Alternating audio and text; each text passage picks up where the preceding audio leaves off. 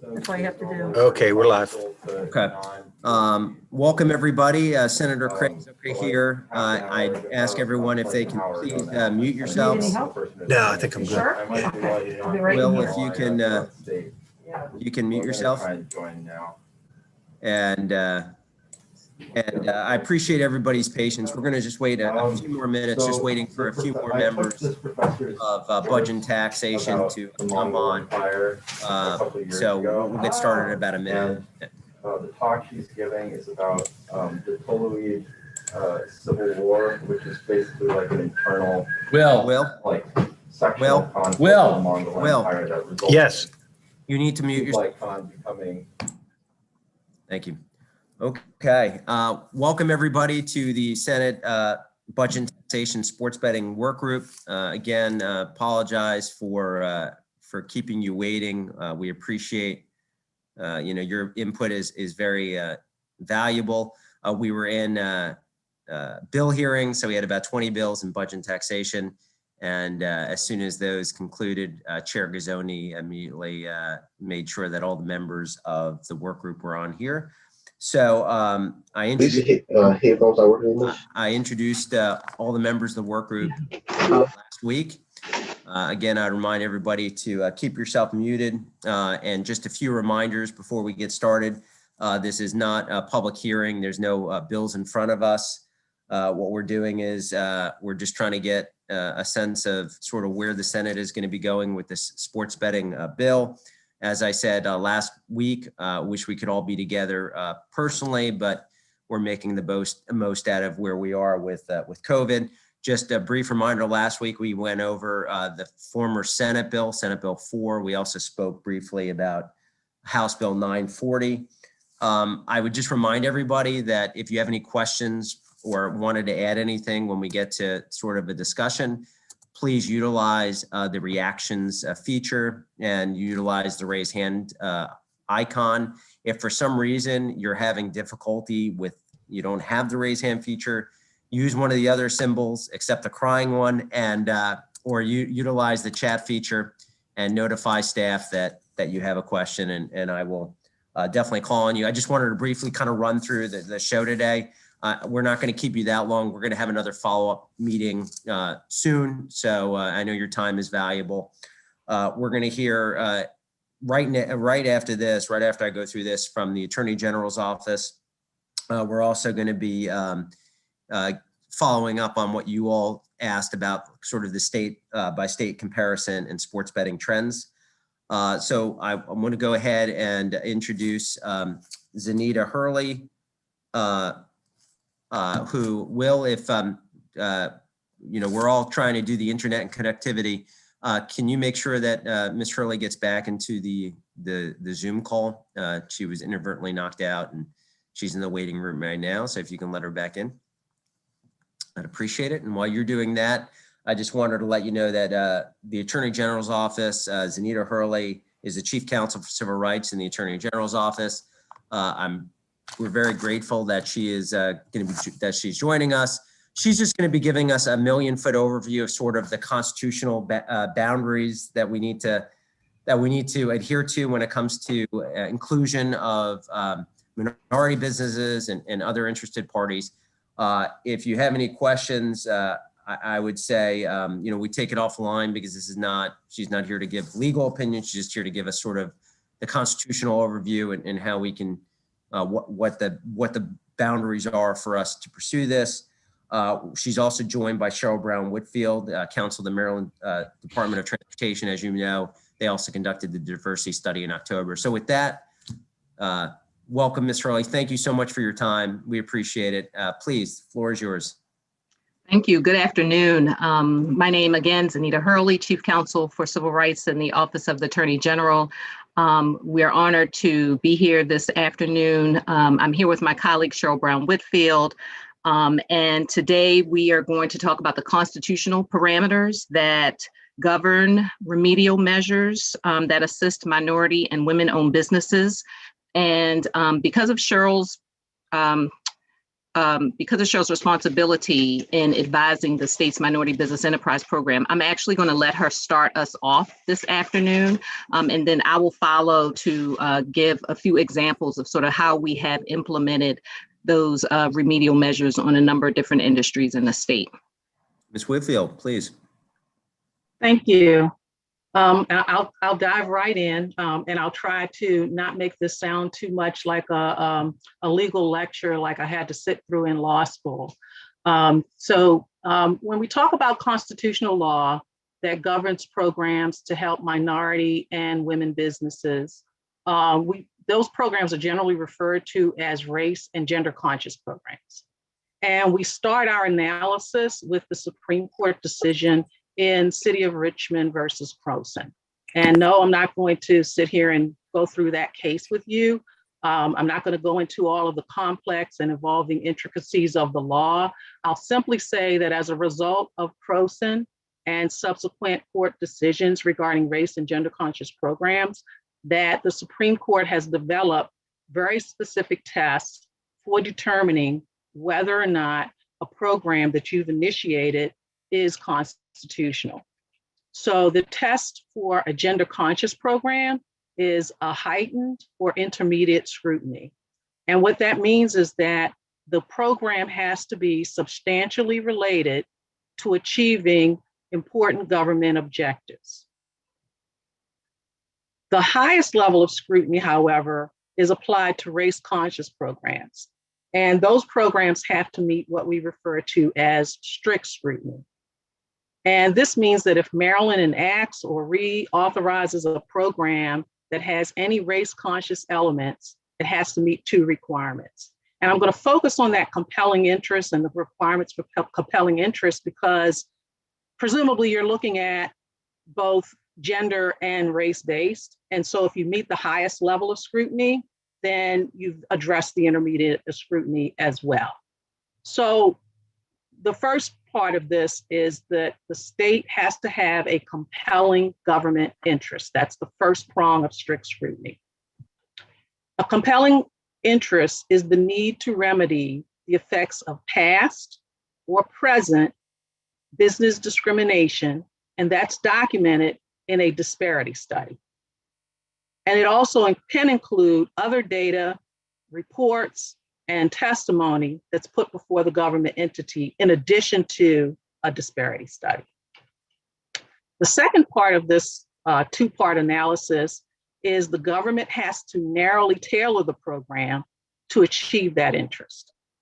And narrow tailoring involves a number of different components, including the duration of a program. You can't have a race or gender-based program that lasts forever. And if those of you who are familiar with the MBE program know that the program sunsets periodically. That's because of this limited duration requirement. Other elements are things that make the program both fair and flexible.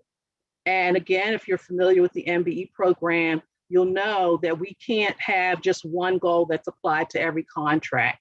Goals are set on a contract by contract basis. And if a contractor makes good faith efforts to meet the goal, we have to make a waiver process available. Those fall into that narrow tailoring requirement.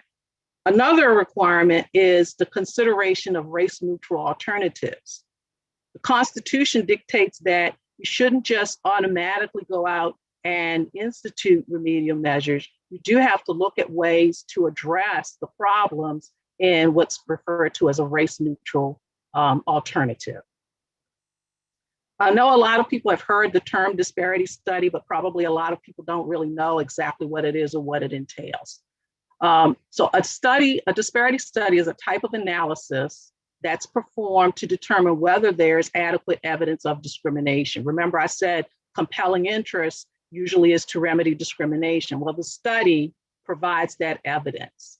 And if there is evidence of discrimination, then you have enough information to constitutionally support a race or gender conscious program, which is what we've done for the Maryland's MBE program. The most recent statewide study, and I know a lot of people say disparity study, but I like to use the term availability and utilization study because that's really what we're looking at. We're looking at availability of minority and women-owned businesses, and then we're looking at the utilization of those minority and women-owned businesses. And we're trying to determine whether or not there's a disparity in their usage. If say, for example, the minority and women population, or I shouldn't say population, business owners account for, say, 80% of your available businesses, and you're only using them at 10%, that's indicative of a disparity. So this disparity study, or our availability and utilization study, examines both the statistical and qualitative evidence of discrimination against minority and women contractors in Maryland's geographic area, not in Pennsylvania's area, not in Virginia's area, not for the whole United States of America, but in Maryland's geographic area. Now, Maryland's geographic area does include certain portions of Pennsylvania and certain portions of Virginia, because our procurement of goods and services extends to some of those other jurisdictions. Our study concluded, after looking at all of this data, that there is discrimination against minority and women business owners in Maryland's market area, and that discrimination is a significant problem in both the public and private markets in which the state does business. So based on that 2017 study, the General Assembly determined that there was evidence of discrimination in Maryland's product and geographic market, and they reenacted the MBE program. The study was also carefully reviewed to ensure that we met that second prong, the narrowly tailored prong. And we want to make sure when we're passing any legislation that whatever you adopt is narrowly tailored to the evidence that's in your study or your report or whatever you're relying on. So for example, goals. Our study is the basis for the overall goals in our program, as well as the sub-goals in our program.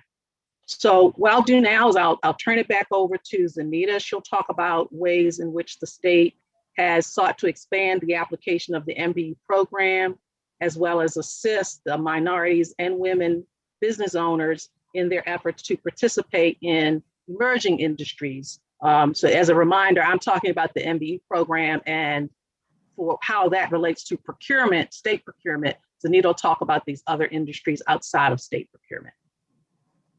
Thank you, Cheryl. Cheryl and I, before I begin, just a little by way of background, Cheryl and I have been working together in different capacities with the legislature in promoting diversity in a number of industries for more than 10 years. And so it's important to note that when the General Assembly has sought to apply these race or gender conscious remedies to other emergent industries like gaming, BLT, offshore wind, medical cannabis, the state has performed industry-specific analyses for each of those industries.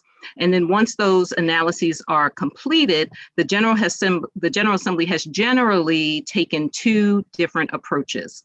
The first and the most common approach is that the General Assembly will review the disparity analyses, and I'm going to call them disparity just for shorthand, but they are, as Cheryl said, a comparison of availability and utilization. But the General Assembly will review that analysis and then determine the appropriate measure. And so this is what was done, for example, in gaming and offshore wind and public-private partnerships, where the General Assembly reviewed the different disparity analyses and then applied the state's MBE program to the procurement of goods and services that support those industries. And you will see that in the enabling statutes for each of those industries. Now, the second approach was used in the medical cannabis licensing statute. And there, what the General Assembly did was it reviewed the disparity analysis, but instead of putting the remedial measure directly in the statute, it directed the Medical Cannabis Commission to take action to implement narrowly tailored remedial measures. And in that case, that action was done by promulgating regulations. Now, with respect to sports betting, we know that we have the requisite disparity analysis. Last session, the General Assembly passed legislation that required the state to conduct that analysis to determine that there's discrimination, whether there was discrimination in the sports wagering industry. And that analysis was completed in September 2020 by a consulting firm called Keen Independent Research. That report identified the relevant North American Industry Classification System codes, we call those NAICS codes, that are projected to be a part of the economic activity generated by sports wagering industry. And that's important because before you can determine whether to apply remedial measures and what those measures look like, you need to have a sense of the different type of categories of work that are going to comprise that new industry. Once we had that industry-specific analysis, we gave that to NERA, our disparity study consultant, who then reviewed those codes against the 2017 disparity study to see if there was a basis for implementing remedial measures. And I believe that that 2020 study has been shared with this work group.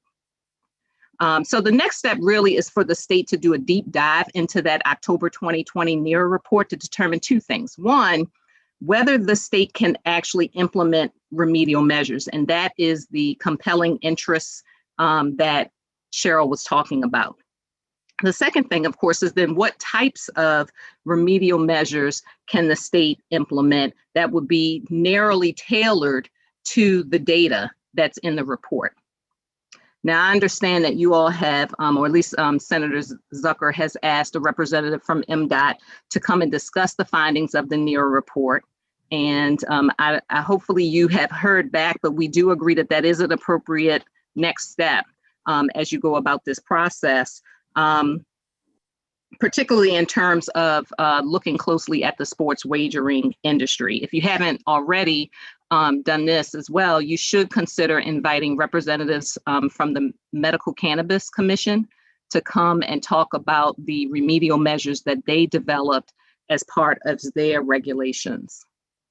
Finally, as Cheryl indicated, in addition to the findings of the NERA report, the state really should consider other types of discrimination, and that could be industry data regarding the participation of minorities and women in gaming.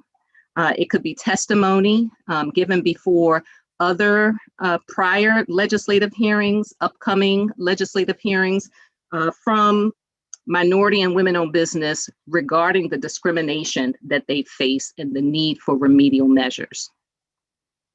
And so that really is just a brief overview that we have planned. Hopefully, and we know it's sort of high level, but hopefully it will give you a good context for your discussions today. Unfortunately, and I don't know, I missed, Mr. Chair, I'm sorry if you said this at the outset, we are unable to stay this evening, but we certainly will continue to make ourselves available as a resource for the legislators. So please do not hesitate to reach back out so we can continue this conversation. Well, thank you very much for that. And, you know, we're all on a tight schedule. We, again, apologize that we ran late. We were in bill hearings. I don't know if any senators had any, 1 million foot questions for the Attorney General's office. I don't see any. So why don't we, we'll continue to be in touch. We appreciate you and Ms. Whitfield's, being here today, and enjoy the rest of your evenings. And again, thank you for everything that you're doing. We have a great analyst, Matt Bennett, who is with us. He was with us last week, and Matt is going to go through some of the topics that came up last week in terms of what other states are doing. Matt was just going to quickly hit the highlights in terms of what other states near us are doing for the members of the public that are tuning in, and also some sports betting trends. And then we can sort of have an open dialogue and then plan to see you hopefully next week. Matt, please, the floor is yours. Thank you, Mr. Chair. Let me see if I can share my screen here. I think that did it. We see it. All right. So I'm going to start off with a chart that DLS prepares as part of its issue paper each year. This chart goes over the tax rates that other states have been using. It's got the states in order of when the first bet was placed. It's got the tax rates for the states, where sports betting is authorized, whether mobile's authorized, and then it's got the aggregate revenue information for each state since they went live. And just as a reminder, the handle refers to the total amount of wagers placed in that state. Revenue is handle minus win in most cases. And then state share is and revenue is what your tax rate is going to be applied to. And so then state share is what the state's taking in taxes from the industry. The big question usually is about tax rates. I think the tax rates vary quite a lot when you look at it. I think the low is in Iowa at 6.75%, and the high in non-lottery controlled markets is probably Pennsylvania at 36%. If you look at Delaware and Rhode Island, and I think Oregon, the lottery is really operates the sports book there. So they're not usually a great comparison when you start talking about tax rates. When you look at where the locations of the sports betting is, you can see that in the early adopters, they went with more traditional gambling locations. So you see casinos, racetracks. Those were where the activity was authorized to take place. And then as you scroll down and you get into other states, you can see other states have started to broaden where you can engage in that activity. I think Illinois authorized sports facilities. Montana authorized any lottery retailer with an alcohol license. So you can see that some of the states have started to broaden where the activity is going to occur. I think mobile was a bigger question a couple years ago or a year ago. The trend now is definitely towards mobile. I think 14 of the states that have done this have done mobile. And then there's like 6 states that don't allow mobile. I know Rhode Island just recently changed their law to allow mobile. They had been a no mobile state, and now they're going mobile. And Matt, remind folks what was the so the Senate bill last year and what the House bill is recommending in terms of the tax rate? Oh, the tax rates. I think the Senate, the last year it was 20% and 25% at the OTBs. And then this year, I think it's 15% with that inflated rate for 17.5% for mobile over a certain amount. The data is aggregate, so this is how much the state has done since they went live. So as you can see, New Jersey is huge with $11 billion. So their market is clearly large. But it's also not a great comparison anymore, as some of these states are going on their second or third year with sports betting. So it's not a apples to apples comparison. I did quickly grab this to give you a sense of what a month looks like as far as sports betting revenues go. So this is December 2020 for the surrounding states that surround Maryland. You can see here that that New Jersey still is clearly the winner in all of this. They have a huge market, and they almost hit $1 billion in December 2020, which I know has been a benchmark for that the industry, wondering when anybody's going to surpass that number. But this gives you an idea of what the months what they look like on a monthly basis, rather than comparing the aggregate data that we saw in the last chart. And December is a pretty good month to use because it's sort of the height of the football season, which my sense of this is football betting tends to drive a lot of the revenue here. The football months tend to be the higher months as far as handle goes. Trying to think what else I have for you. I've got lottery submitted yesterday, and I talked to them, and they were okay with me using the slides. And I think they're on the call, Mr. Medenica and Mr. Butler. So if I butcher any of this, feel free to interrupt me. But I'm gonna hopefully shoot through some of their slides because they really put together a nice package as far as what's going on in our surrounding states. This gives you an idea of really just gaming in general in our surrounding states. You can see Pennsylvania has 13 casinos, so they've got a much bigger market than we do, but they also have other types of gaming that's going on there.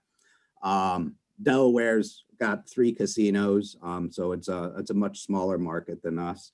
Lottery, when you look at this, they took an interesting approach to the licensing scheme. The lottery actually operates GameBet, which is their mobile app.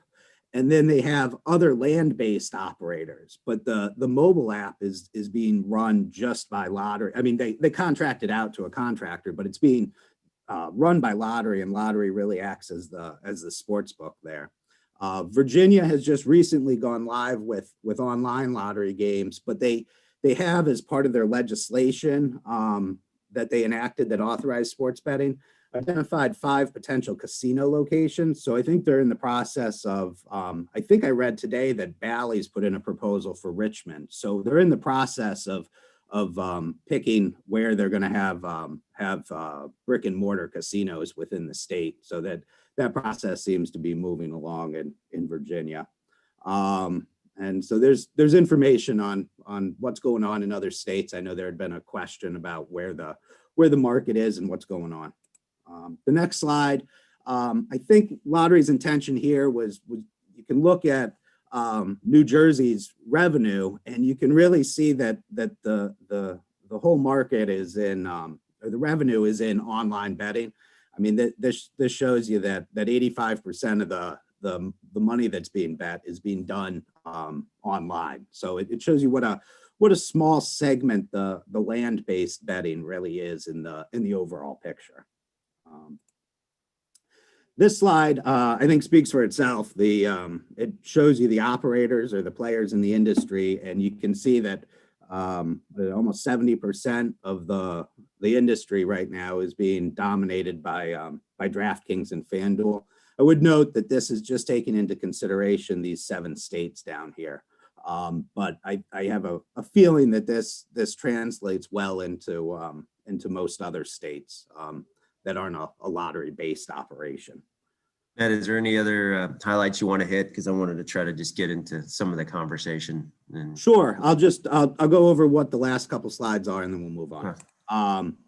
The last 2 slides are how lottery estimates the Maryland market. This is the number to pay attention to, is the 135 to 216 is the estimated gross gaming revenue. That's going to be the number that you could apply whatever tax rate we're talking about to, and that's how you'd get at estimated revenues, which they have on the next slide. Is how they estimate what the revenue is for each facility. And then the last slide is just some trends that they identify about sports betting. Thank you, Matt. Does any members have any questions for Matt and what he presented? So what I'd like to do is just sort of frame it. I'd like to try to get everybody home or off the Zoom call by 6:15-ish.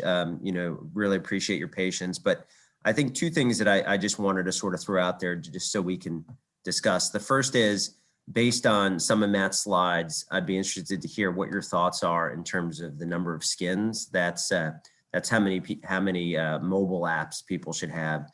And then going off of what we heard from not only the Attorney General's office, but Matt's slides as well, I'd be interested to hear what others in the community may have heard who are on this call in terms of minority business participation in other states. But I don't know if lottery has anything to add before we move on. Gordon, is there anything on your end that you wanted to add? Well, thank you, Chairman Zucker. I just want to reiterate probably the last slide, which Matt went over very quickly, was an attempt to show you among the individual licensees that may come out of this process, really the bricks and mortar retail portion is in fact very small, where we're estimating, total revenues for these locations could be under $1 million. And the reason for making those estimates was to show that the opportunity for bricks and mortar only is very limited. Oh, great, I got the slide here. If you see, online, if they get 85%, and by the way, it's really important to keep in mind that all of these numbers are based on taking 100% of the illegal market. That's not going to happen. So right off the bat, you might say, we'll maybe get half of the illegal market. But nevertheless, this is as big as we think it could be. And that is if you got 100% of the illegal market. So there, if it comes out that online is like it is in the rest of the country, be 115 to 184 million in online. And right now, HB 940 has 10 licenses. So that would mean an individual licensee on average would have between 11 and $18 million. But the bricks and mortar, the total there is only 20 to 32. And the way we read the bill, there are really 14 bricks and mortar facilities. And if they divvy it up equally, which is highly unlikely, it's only 1.4 to 2.3 million. If you assume that the casinos get maybe 3 times the volume that a independently standing bricks and mortar outfit gets, they'll be in the 2.3 to 3.7, which is, I think, the argument the casinos have been making all along. This is not a big money maker for them. It's really about a traffic driver. And unfortunately, what that means is for the horse tracks or the potential Class B licensees, you'll see that 0.77 to 1.23 million. And again, keep in mind the top assumption of getting all of the illegal markets. So we just want to caution decision maker here about the viability, perhaps, of even some of these very small operations to not assume that this is a burgeoning gold mine. It's a very tough business to be in. Thank you very much. And just Mr. Bedenica, if you wouldn't mind just saying for the record who you are so people watching will know who you are. I'm Gordon Medenica, and I'm the director of Maryland Lottery and Gaming. Thank you. Thank you. Thank you very much. Thanks for being here, and thank you for clarifying that for people that are listening. Do any senators have any questions for Mr. Medenica? Okay. So I guess why don't we first kind of going off what we heard. Does anyone have any thoughts in terms of the number of skins? In terms of I know that the House bill recommended 10.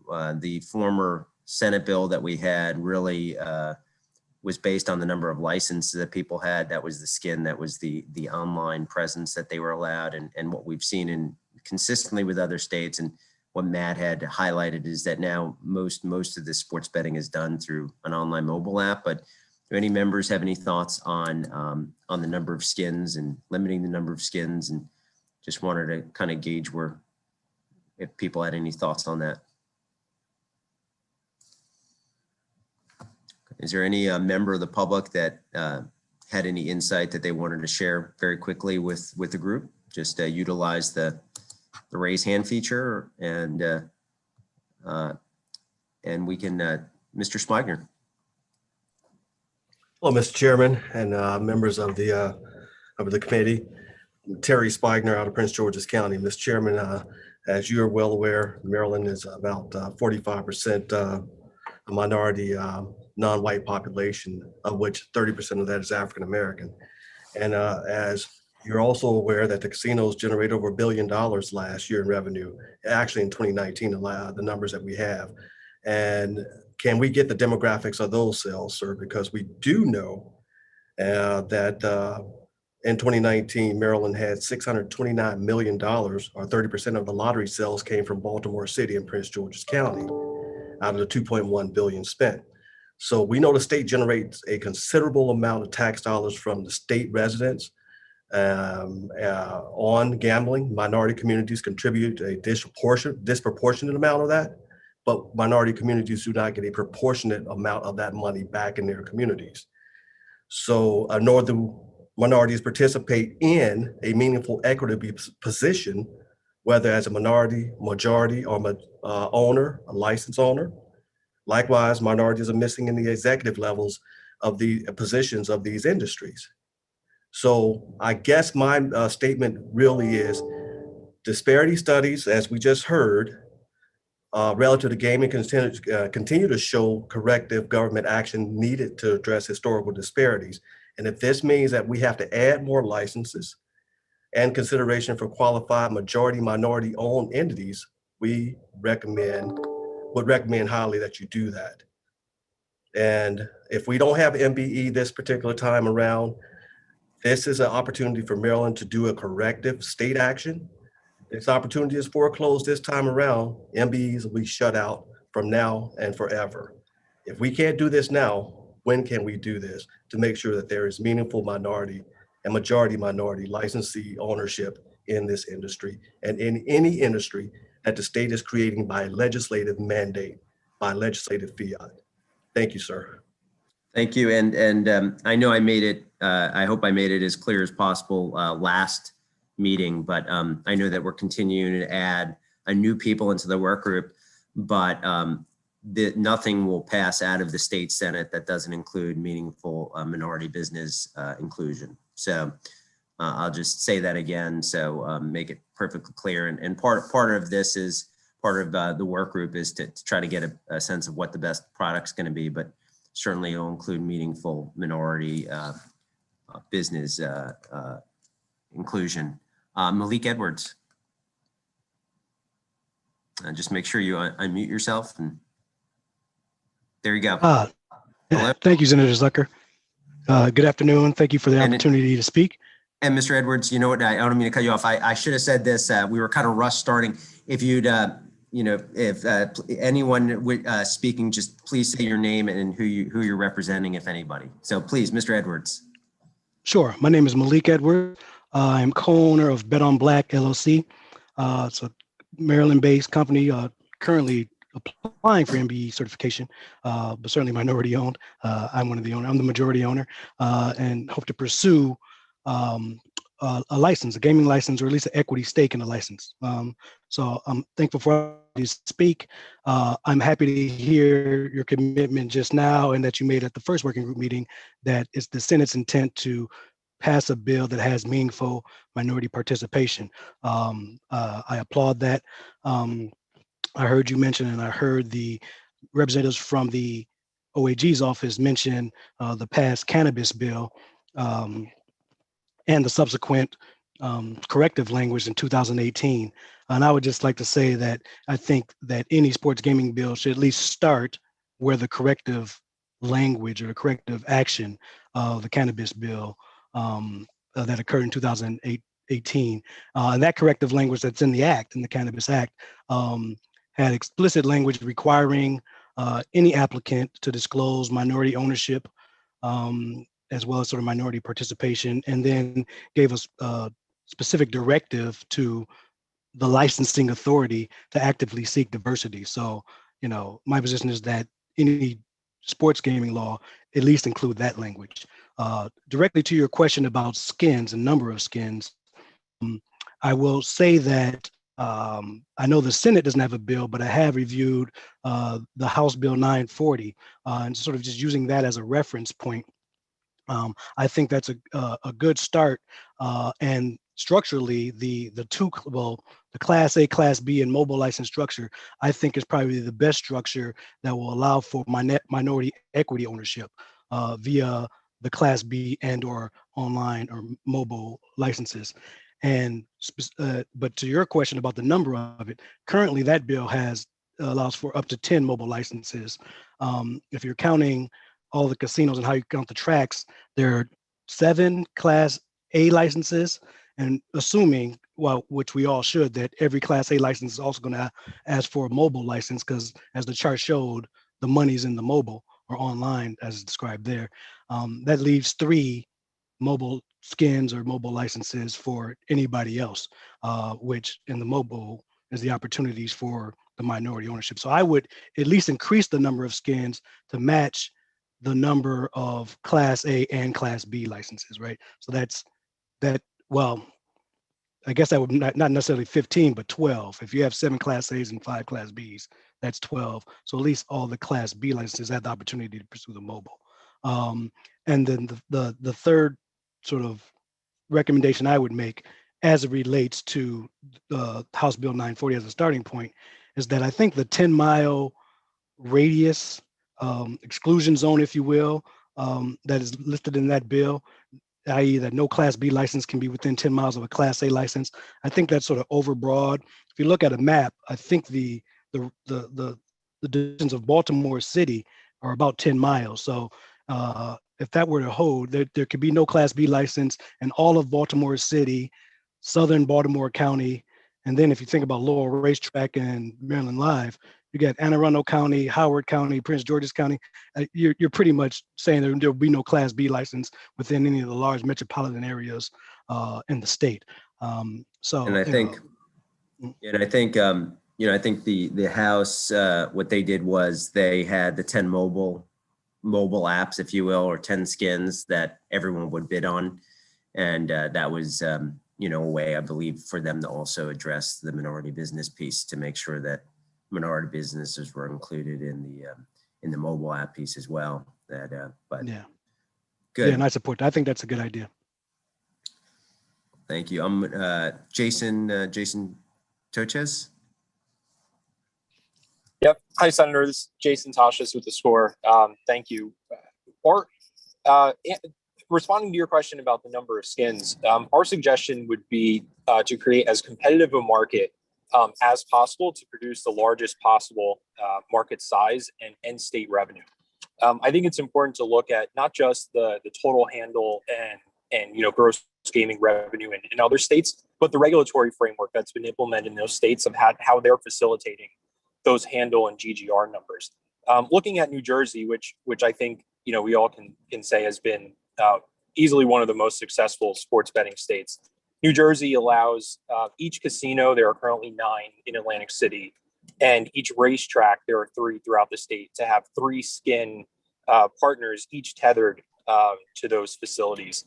And other states have modeled their regulatory frameworks after New Jersey, such as West Virginia, Indiana, both allow their casino properties to have 3 skin partners.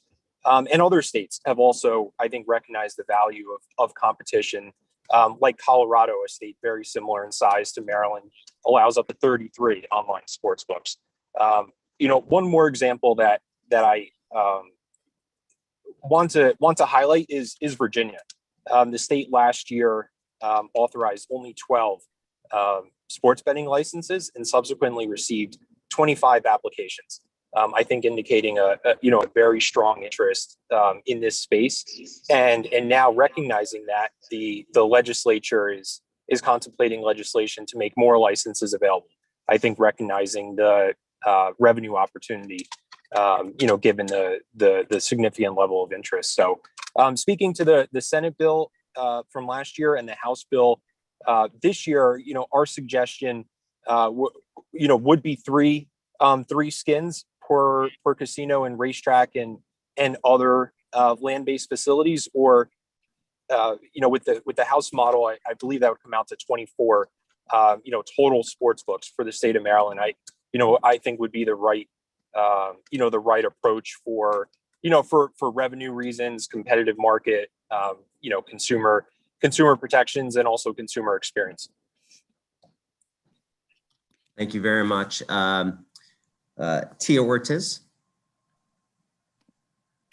Absolutely. Good evening, Senator Zucker and members of the work group. My question actually is perfect timing because it kind of piggybacks off of Jason's comment.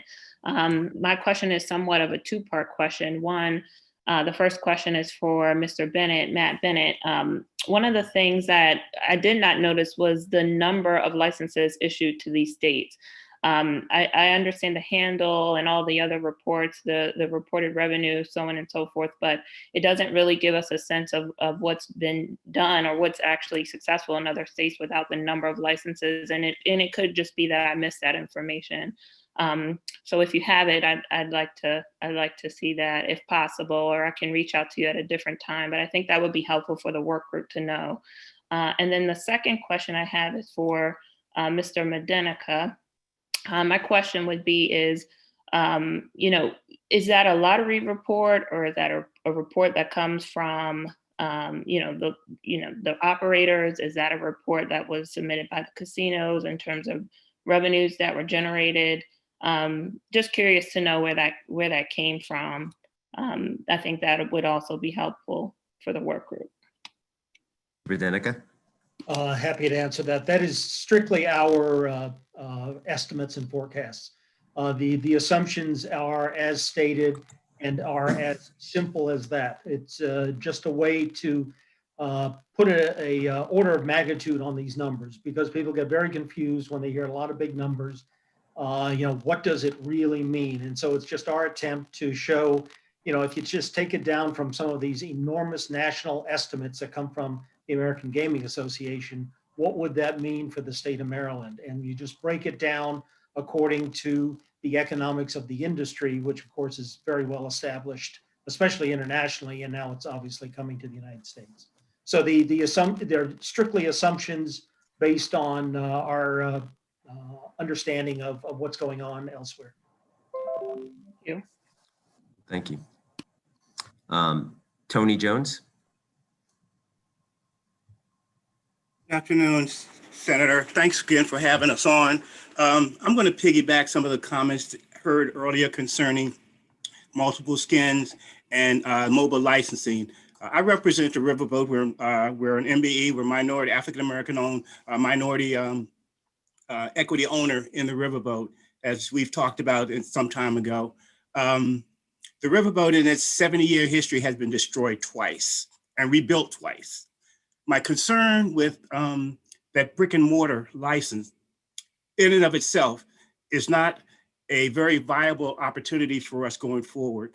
We have an opportunity with regard to state of Virginia revenue coming through the shores of Charles County into the coffers of our state of Maryland, and coupled with that, a tremendously large betting population in that general area.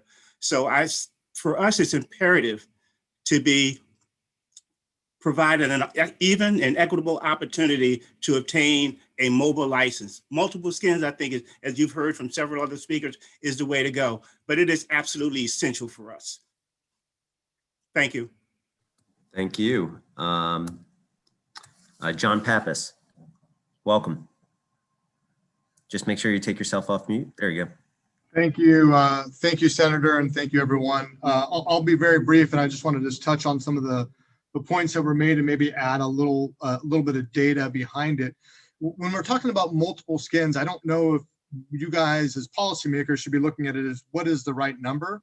In reality, the right number is going to be decided by the market itself, right? As many companies as can provide the services to people in the state.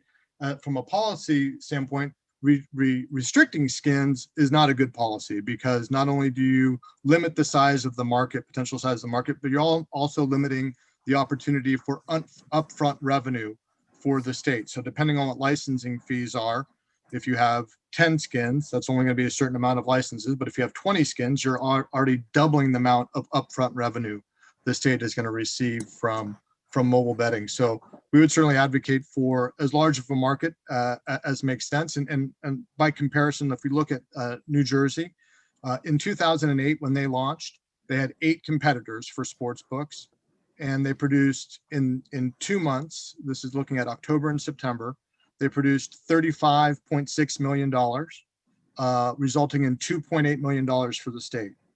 In 2019, again, looking at September and October, there were 18 brands in the state that produced $84 million in revenue and $8.9 million to the state. And then last year, looking at September and October only, there were 21 competitors in the market, and there was $103 million in revenue and $12 million in revenue to the state over those 2 months. So clearly, the more operators in the market means the bigger piece of the pie for the state in terms of revenue. and it means that the industry itself continues to grow. It doesn't restrict the industry. So we would advocate for multiple skins. And if I didn't say it at the outset, I represent Idea Growth, which is a trade association of internet gaming companies that are licensed and regulated in the United States. Thank you very much. And I see that in the chat feature, Mary Drexler wrote, she's program director for the Maryland Center of Excellence on Problem Gambling. The question was around problem gambling, and last year the Senate bill included a link to the problem gambling fund and gaming fund, and made sure that that we were helping with that population, and that'll be continue to be a priority for us, and I know it is, I'm sure, for the House as well. And we'll be working, we'll be looking forward to working as a team with the House as best as we can to put the best product forward. I know the hour is getting late, so I just wanted to open it up quickly to any of my Senate colleagues that wanted to hear about anything else or had anything to add before we close out for this evening. I don't see any. I appreciate Chair Gazzoni again convening this work group. And we're going to set the agenda for next week, but I think we're starting to have a roadmap on where we can proceed. And again, this isn't a public hearing right now. We're just trying to get some input to figure out the best course forward for what the Senate's going to do. So with that, really appreciate everybody's time. Appreciate you being here. And with that, we'll see you soon. Take care, everybody.